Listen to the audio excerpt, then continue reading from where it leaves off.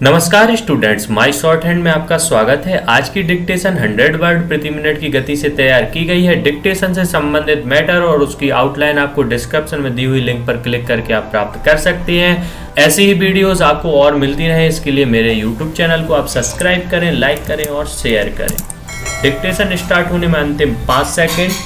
4, 3, 2, 1 start. माननीय प्रधानमंत्री जी ने अपने व्यस्त समय में से कुछ समय हमारे लिए निकाला, इसके लिए हम आभारी हैं और अब मैं उनसे अनुरोध करूंगा कि इस सम्मेलन में आए हमारे साथियों तथा अधिकारियों का मार्गदर्शन करें।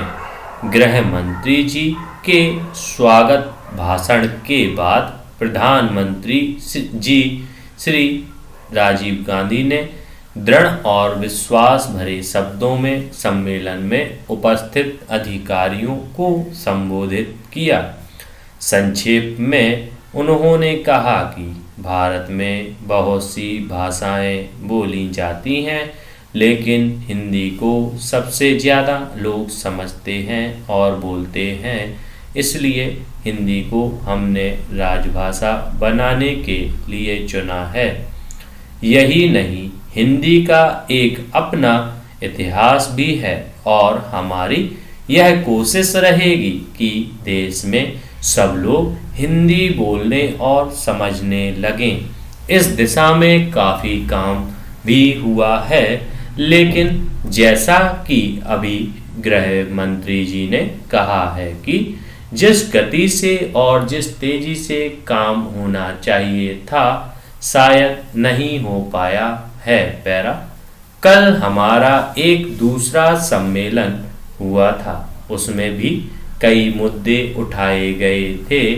एक मुद्दा जो सामने उभर कर आया वह यह था कि आज भी सरकार का काम उचित भाषा में हिंदी में नहीं हो पा रहा है, जबकि जो आंकड़े पेश किए गए थे उसके हिसाब से किसी विभाग में 90%, किसी में 98% और किसी में 95% अधिकारी और कर्मचारी को हिंदी का कार्यसाधक ज्ञान था।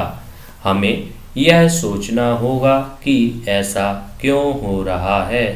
यदि लोग हिंदी समझते हैं तो हिंदी में काम क्यों नहीं हो पाता?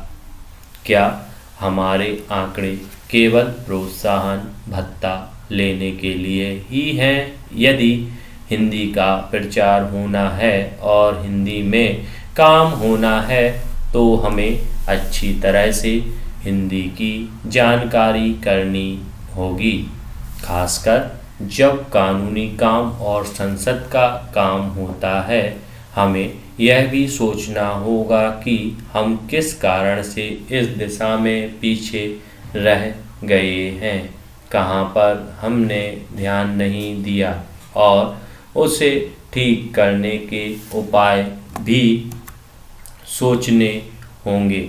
हिंदी का प्रचार करते हुए हमें यह भी ध्यान में रखना होगा कि दूसरी भाषा बोलने वाले लोगों का अनुभव नहीं होना चाहिए कि उनके ऊपर हिंदी ज़बरदस्ती थोपी जा रही है, क्योंकि अगर उन्हें यह लगा तो वे विरोध करेंगे। जो काम हम प्यार से और समझाकर कर सकते हैं वह ज़बरदस्ती करने से नहीं हो पाएगा।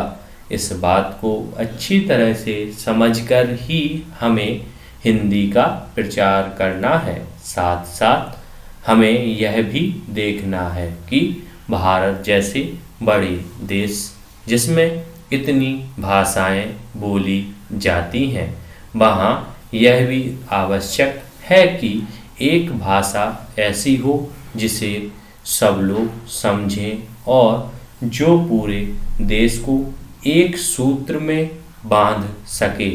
हमने इसके लिए हिंदी को चुना है।